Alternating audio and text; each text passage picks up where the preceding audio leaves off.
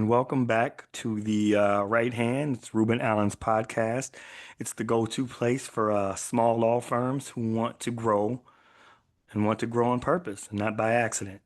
I'm your host, Greg Copeland, and today we will be talking about hiring with intention. Um, but before we do, I just wanted to, as I've said in the last episode, each week in the coming months, we are going to highlight affiliate partners of technology that we work with, office tools, things that help make your life as an attorney, small law firm, fairly easier, we hope. Last week was Clio. This week, we're going to just talk a little bit about Practice Panther. Um, Basically, Practice Panther helps attorneys take that time back, just like Clio. Uh, Here's what you can get done with Practice Panther. It's one, automated workflows, and that's basically workflows that work for you while you sleep. Yeah, and you can create customized automatizations for new client intakes, task assignments, document generations, email follow-ups. And this basically checks, less time on checks list, more time on case strategy. Two, time tracking that tracks itself. Every click, call, draft can be tracked directly inside Practice Panther. One-click timers, time entries from emails, events, or tasks. And you can do flat fee or hourly tracking by matter as well. So this helps you capture more billable hours and all of this without even thinking about it. And three, invoices can send themselves. Uh, Practice Panther helps to make your billing painless. Creates branded invoices in seconds, accepts online payments. It automates recurring bills and reminders. And as a result, solo attorneys can, they report cutting billing time by 70% or more. And lastly, centralized communication. Fewer surprises. It helps you keep all your client communications, case updates, and documents in one place. Built-in client portal, email sync with Gmail Outlook, real-time notifications, and case activity logs. This results in less backtracking, fewer missed messages, and happier clients. Final thoughts, time is money, but it's also peace of mind. Practice Panther helps you build a practice where your tools actually work for you. And if you're tired of juggling intake forms and invoices and calendar chaos, there is a better way out there. As a Practice Panther affiliate partner, Reuben Allen can help you implement and optimize Practice Panther to unlock serious time savings. Uh, we also have uh, links for free trials for Practice Panther. Feel free to book a strategy call, learn more about Practice Panther or any other affiliate partner that we may have. And now we'll get back to your regular scheduled program, and that is hiring, what we're going to be talking about. Um, and with hiring, we're not talking about the frantic type of hiring where you throw an ad, a job ad on Indeed and pray for a miracle and hope someone shows up who doesn't make things worse. No, what we're talking about here is hiring with some intention. And what we're going to do is we're going to cover some of these things. The biggest mistakes, hiring mistakes that small firms make. The difference between hiring for relief versus hiring for growth.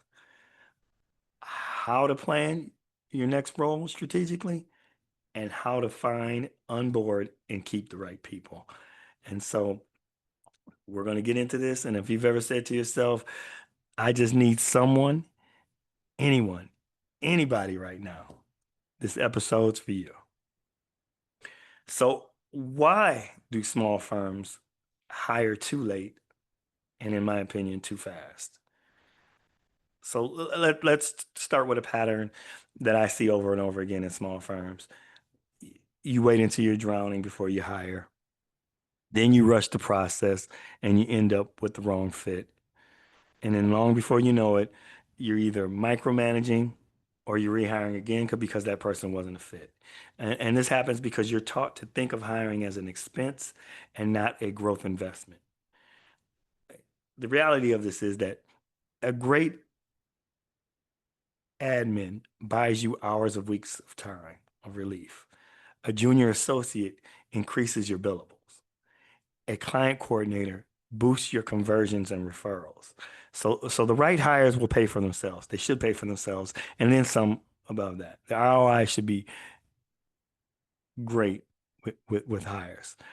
But if you only hire the right person for the right role at the right time, that's the only way it'll work. You have to hire the right person for the right role at the right time. So, there's relief hiring, two types of hiring, relief hiring and growth hiring. So relief hiring, this is reactive. You're overwhelmed, you're buried in emails, you're missing deadlines. So basically what you're doing is you're hiring anybody who can help. So the risk in this, you don't define the role. You don't train them. You don't vet for culture. You just want to breathe. And that's relief hiring. So growth hiring is more proactive. And that's when you look at your business roadmap and basically what you're asking yourself is, what am I doing that someone else should be doing? What bottlenecks are slowing me down or slowing uh, our revenue or service delivery? And you ask yourself, what do we need to do now, right now, to get us to where we need to go? So growth hiring is more intentional. It is intentional. It builds capacity, not chaos. If you're stuck in relief hiring, you're always going to be behind. If you shift to growth hiring, you're building something that lasts. Now you have to design the role before you post a job. So, and what do I mean by that? Before you post a job, ask yourself just what's the exact outcome this person will own? What is it that I'm asking them to do? What is the outcome I need for them? What will they be responsible for? What outcome are they going to be responsible for? What will success look like for this person at day 30, day 60, day 90?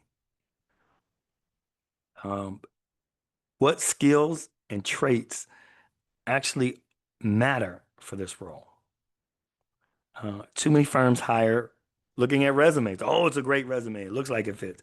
But you should be hiring for results and values. Here's a simple three-step framework when I work with clients that I ask them to use.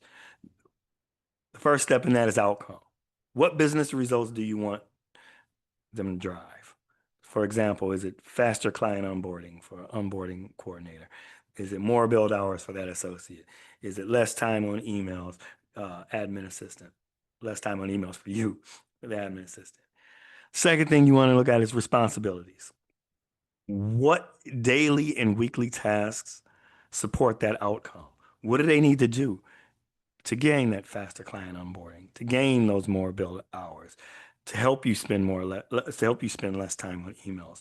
What are those tasks? What is it daily? What is it weekly? How will they support that outcome? And number three is the success metrics. How will you know that they're doing a good job? How do you measure that? You're not just hiring a warm body, you're hiring a performance partner. You're hiring somebody to help your business grow. And how are you going to measure whether they're successful at what you're asking them to do?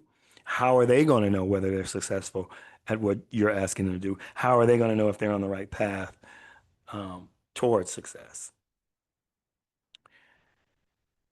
You know, so once you figure all that out, then you can create this job description and put all those things in a more detailed, more culture uh, shaped job description. So now you got to figure out where and how to find the right people. So you know what type of person you're looking for because you just kind of worked that out with the job description. So how are you going to source these people? How are you going to find these people? Uh, there's a few ways you can do referrals from trusted peers or team members. Maybe I, I I got a guy who knows a guy, kind of a thing. Um, a lot of times those can often lead to your best hires. And two, there's niche job boards, law clerk, flex jobs, for remote roles. You can do websites and these sites. A lot of times these smaller niche job boards might be better than the grand Indeed monster career builder type sites. LinkedIn can also be gold for passive candidates, especially paralegals, operation managers, junior attorneys. You want to find those passive job seekers, identify those people based on their profile who may fit what you are looking for, and kind of take note and inventory of those, and do reach outs. Um, and then there's recruiting partners. And yes, I, ca- I cannot go through this episode without tooting our own horn. Recruiting partners like Reuben Allen or our sister company, Marshall Graham. We basically we specialize in finding, sourcing, identifying, screening, placing talented professionals, not only by skill level, but by culture. And that's what we think separates us from a lot of people, others out there, is that we really focus on the culture aspect of it as well, as equally as we focus on the skill set part. And we're there to help when the hire is strategic, if it's urgent, if it needs to be specialized. That's what we're here for. Just don't post and pray. After all of this, I said, actively recruit. You want A-level talent, so there has to be an A-level effort. If you're unable to put in an A-level effort, we're here to help you with that A-level effort. Once you find that person, and you interview, the offers out there, and the offers is accepted, a lot of firms drop the ball after that. They hire somebody great, and there might not be contact. The person's due to start in a month, and they may not hear from that firm. A lot of times, we have placements where we place attorneys, and 3 weeks after the offer is signed and returned, the attorneys tells me, oh, I haven't heard from the firm yet. So we have to give that nudge, and we have to create onboarding rules for some of our clients as well. So, a lot of people think that, hey, offer, thanks, I'm done. But, this is where the real work really starts. It's it, Effective onboarding includes, the clear first week expectations, tech access ready on day one, a 30, 60, 90-day training plan for maybe the junior associates or even partners that are coming into your firm. You know, just with the first 30 days, basically a roadmap. 30 days are going to look like, first 60 days are going to look like, first 90 days are going to look like. And then there's regular check-ins. A lot of firms forget to do this, especially with remote um, workers. You have to regularly touch and check in, make them feel part of the community. Uh, the first 30 days really define whether your new hire feels like a burden or a breakthrough. So you want to build systems that help them win. One of the biggest things about hiring, I also would like attorneys and firms out there to understand, is hiring is culture building. When you're hiring, you're building that culture for your firm and your business. Every time you hire someone, you're just not filling that seat. You're shaping the culture of that office, that firm. You have to ask yourself, when you're in this process of hiring, does this person share our values? Are they excited about our mission? And that's why I always have um, firms that I work with create vision and mission statements. So these are things not only that your clients can see, but potential hires can see.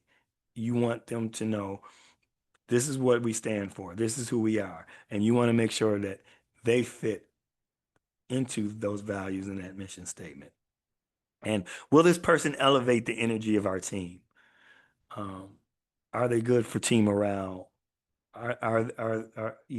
Do they fit who we are as a team? And most importantly, would I, as the law firm owner or the managing partner or the manager, would I be excited to work alongside this person 5 days a week? Is this somebody, and alongside, I don't mean right next to, but I mean in contact with, as I said, a lot of firms have remote workers. Is this a person that I would enjoy interacting with 5 days a week? If the answer is no, then you just have to keep looking because one great hire can basically help your business grow by tenfold, and one bad hire can set you back a year or so. So, in conclusion, just to wrap it up, I feel like I'm just talking, talking, talking. Don't hire in panic, hire with purpose. Two, define the outcome of the role before you post it. Three, source actively, not passively. Four, onboard like their success depends on it because it does. It truly does. Five, hiring isn't just logistics, it's leadership. And if you're ready to start building a team that actually makes your life easier, grab our free resource. We'll put it on our website. And that's the law firm hiring playbook. It walks you through designing, sourcing, and onboarding. And what it'll do is help you find and onboard your next game-changing hire. So thank you for listening. Um, if this helps you shift your mindset around what hiring truly is, hey, please subscribe, leave a review, share it with your fellow lawyer who's ready to build, not just survive. As always, we are here for a free strategy, free exploratory call. We're here to help. I'm Greg Copeland. This is the Right Hand Podcast. We'll see you next time. Thank you.